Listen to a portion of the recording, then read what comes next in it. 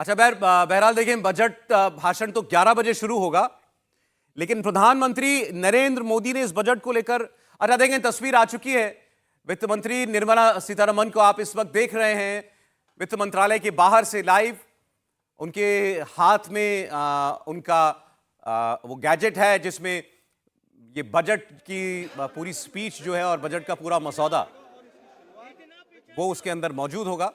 बिल्कुल सौरभ, देखिए वित्त मंत्री निर्मला सीतारमण इस वक्त आपको नजर आ रही है, जो डिजिटल एक बही खाता है उसको हाथ में लेकर, और पूरा जो स्टाफ है, जो दूसरे मंत्री है वो भी इस वक्त नजर आ रहे हैं आपको। और अब राष्ट्रपति भवन की तरफ रुख करेंगी निर्मला सीतारमण। तो आज सबकी निगाहें, और ये महत्वपूर्ण तस्वीर आज के दिन के लिहाज से, जब वित्त मंत्री निर्मला सीतारमण अपने दफ्तर से, अपने ऑफिस से निकल रही हैं अब। और क्योंकि बारिश ज़रूर है आज, लेकिन दिल्ली में देखिए सुबह से ही सबको इंतज़ार था इस तस्वीर का, और वो तस्वीर अब सामने आ रही है। पहले हालांकि जब तक डिजिटल नहीं था तब हम कॉपियाँ देखा करते थे, लेकिन डिजिटल इंडिया पर फोकस किया इस सरकार ने, और अब बजट भी डिजिटल तरीके से, हालांकि कुछ छपी हुई कॉपियाँ ज़रूर संसद पहुंची, लेकिन जो डिजिटल बही खाता है एक तरीके से, उसको लेकर अब वित्त मंत्री यहाँ से निकल रही है राष्ट्रपति भवन के लिए। तो ये तस्वीर महत्वपूर्ण आज के दिन के लिहाज से, और निर्मला सीतारमण यहाँ से निकलते हुए और राष्ट्रपति भवन जाते हुए, इस गाड़ी में महज 2 मिनट की दूरी का रास्ता राष्ट्रपति भवन का वित्त मंत्रालय से। और उसी की अगर बात करते हैं तो अब राष्ट्रपति से मुलाकात करने के लिए जाते हैं, उसके बाद कैबिनेट से मंजूरी इस बजट को लेकर ली जाएगी, और फिर 11 बजे संसद में इस बजट को पेश किया जाएगा। तो जो काफिला है वित्त मंत्री का, वो राष्ट्रपति भवन की तरफ अब कूच कर चुका है, और साथ में जो पूरा स्टाफ है, जो राज्य मंत्री है वो भी वित्त मंत्री के साथ है। और देखिए जो काफिला है पूरा अब राष्ट्रपति भवन की तरफ यहाँ से निकल चुका है। तो कुछ ही वक्त और 11 बजे आज फिर से जो बजट है वो पेश किया जाएगा। तो उसमें क्या होगा, किस तरह की चीज़ें रहने वाली, इस पर निगाह लगी रहेगी। लेकिन काफिला अब राष्ट्रपति भवन पहुंच चुका है।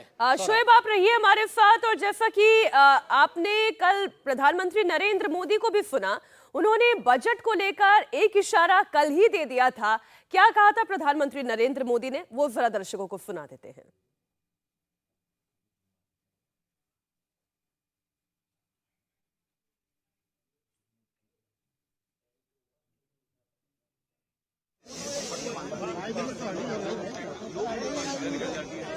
एक दिशा निर्देशक बातें लेकर के देश की वित्त मंत्री निर्मला जी हम सबके सामने अपना बजट पेश करने वाली है।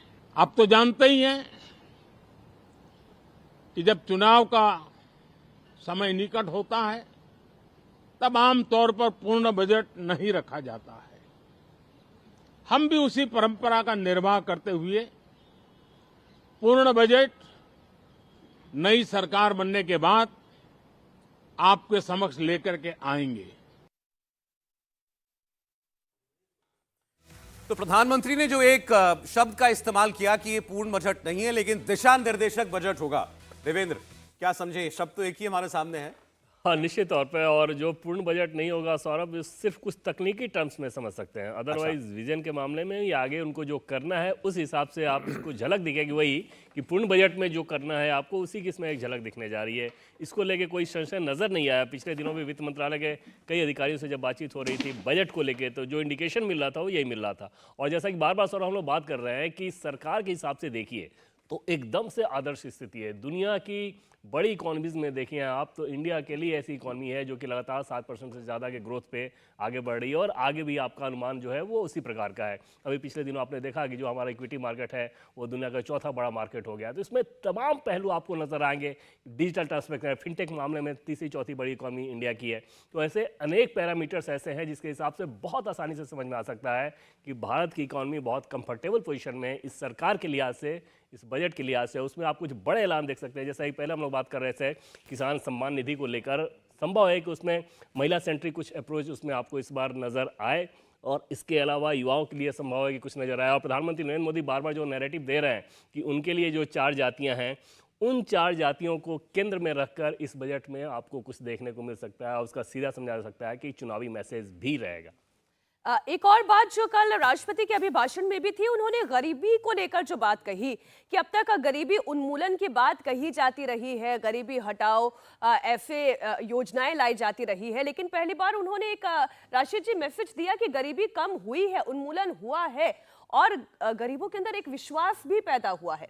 आज जो 4 जातियां अभी ये देवेंद्र कह रहे थे, उनमें से एक जाति जो प्रधानमंत्री कहते हैं वो गरीब भी है, तो यानी उस दिशा में भी कोई बड़ा स्टेटमेंट इसमें दिखाई देगा, कोई बड़ा ऐलान आज के बजट में? जी मीनाक्षी, देखिए ये बड़ा एक संवेदनशील मुद्दा है और जिसपे प्रधानमंत्री बहुत श्रेय लेते हैं कि गरीबी का उन्मूलन का कार्यक्रम चल रहा है और गरीब बेहतर हुए हैं। लेकिन ये हमें वही स्थिति होती है कि क्या गिलास आधा भरा है या आधा खाली। अगर हम 80 करोड़ लोगों को एक मतलब सरकार की तरफ से सब्सिडाइज्ड उनको मदद मिल रही है, तो ये एक बड़ा एक अर्थव्यवस्था के हिसाब से बड़ा एक पेचीदा बात है, क्योंकि इतने लोगों को अगर स्टेट फंडिंग हो रही है तो ये थोड़ा सा मतलब दुर्भाग्यपूर्ण भी है।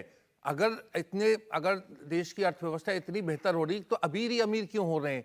क्यों ऐसा हो रहा है कि 80 करोड़ जो है दुनिया में मीनाक्षी बहुत कम ऐसे देश हैं, कई देशों को मिला के 80 करोड़ के लोग बनते हैं, तो हमें उस तरफ भी ध्यान देना पड़ेगा। ये वेलफेयरिज्म जो है ये मीनाक्षी बहुत ज्यादा बढ़ रही है। और दूसरी बात, प्रधानमंत्री राजनीतिक रूप से कितनी तह जमाएंगे? मतलब आप देखिए राम मंदिर का मामला है, लेकिन विपक्ष सर, ये में तो बिखराव सरकार है। की सोशलिस्ट अप्रोच भी तो होती है। नहीं, सोशलिस्ट अप्रोच का ये मतलब नहीं है कि मतलब डिस्ट्रीब्यूशन ऑफ पॉवर्टी। वहां तो ये होता है कि आदमी जो गरीबी रेखा से ऊपर आकर के वो मिडिल क्लास में आए, और मिडिल क्लास बहुत बड़ा भी है। राष्ट्रपति जी ने बिल्कुल सही बात कही है। लेकिन उसके साथ साथ हमें ये भी देखना होगा कि क्या केवल सरकार और का काम केवल मतलब सत्ता में ही एक के बाद दूसरा चुनाव जीते, दूसरे के बाद तीसरा चुनाव जीते और उसके लिए सब कुछ करें। आप देखें झारखंड में क्या हुआ या क्या हो रहा है। क्या ईडी का काम केवल विपक्ष